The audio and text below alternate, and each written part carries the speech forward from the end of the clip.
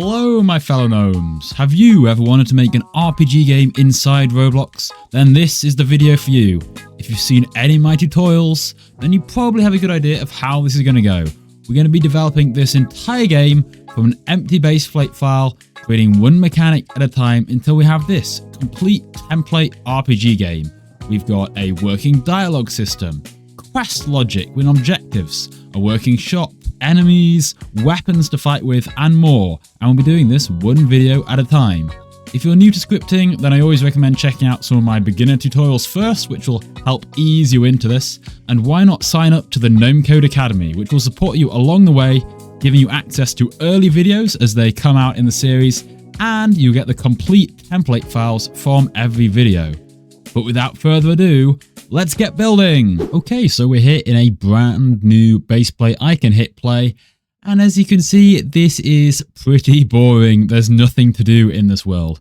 So I think what I want to do is I want to add some people, some NPCs. So I'll head over to the avatar tab, click character, and I can add in, let's go for an R6 block avatar. Very nice. A little grey man has appeared. Mr. Rig. Why don't we call him Fred? And Fred needs some colors as well. So if I go through, and I could edit all of these body colors, but if I delete the default one and re-add one in, it gives me some nice colors to work with straight away. That looks a bit more friendly. Now, if I go and click play now, well, Fred's just going to stand there. Come on, Fred, do something. So not only is he not moving, well, he's not animated either. We want him to look like a real person rather than a cardboard cutout of one. So if I stop the game and if we go inside him, we notice it automatically adds in this local script called animate. Now, this won't actually work. It's a local script. It can't run inside of the model.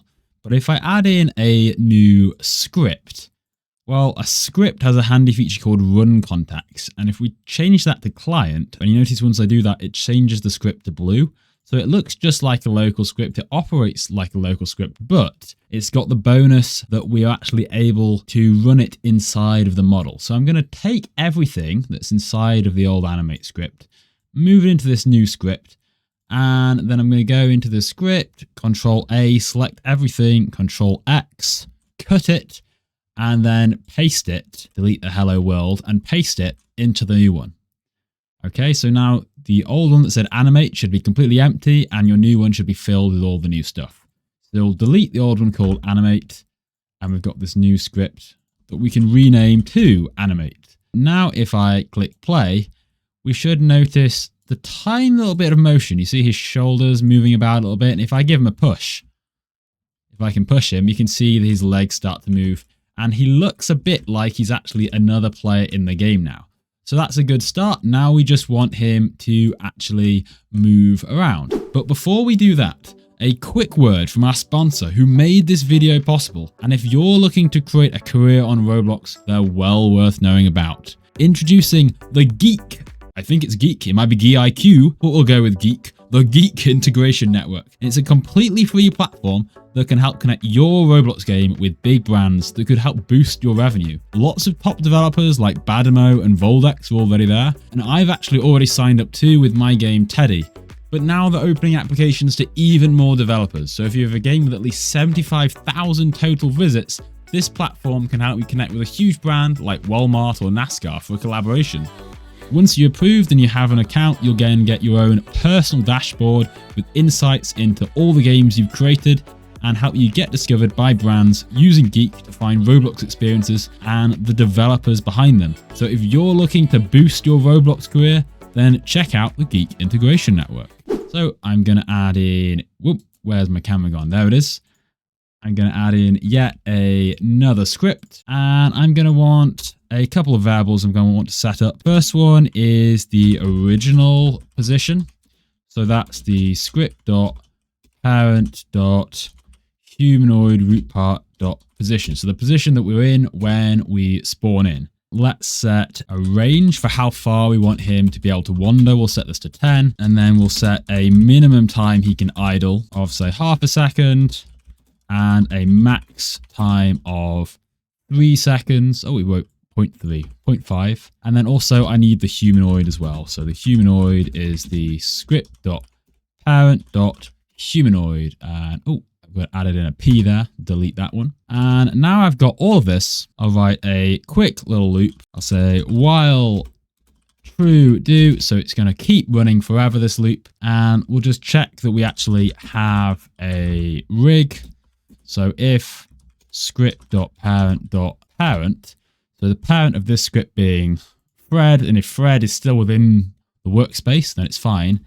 And humanoid.health is greater than 0. Now, if for some reason we don't have a rig anymore, then we will break out of this loop. But otherwise, let's move ourselves forward using the humanoid move to method, and that needs a location, a vector3 value. So in order to create my value, I'm going to have a random X and a Z value. So I want him to move somewhere randomly forwards or backwards or side to side. Obviously, he's not going to be able to move on the Y. I don't want him to fly up into the sky or anything like that. So we're going to have a X value, which is going to be a random value. So math.random. I'm going to use the start position that we took earlier, our original position, .x minus the range. So the random value will be somewhere between 10 minus the original and plus range. So that's our X, and we're going to do the same thing for the Z. So changing this to Z and this and this. And so then our move to, we can say vector3.new, supply the X, the Y is 0 and our Z. Finally, we'll just say humanoid.move to finished and wait there until we've finished getting to that new position. Then finally task.wait, and we will wait between our min and our max values. And now if we go and we click play, we should see Fred stood about there, and he's going to wander off here.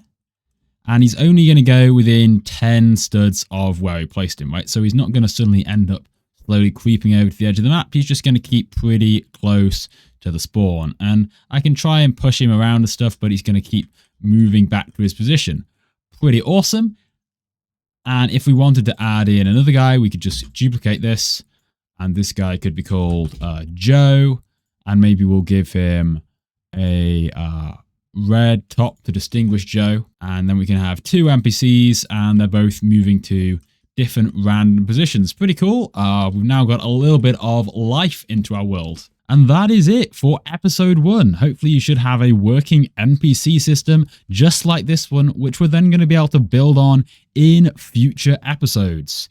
If you've had any troubles with this one, then feel free to rewatch the video through, head over to our Discord for some help, or of course the template file for this video is over to download in the Gnome Code Academy.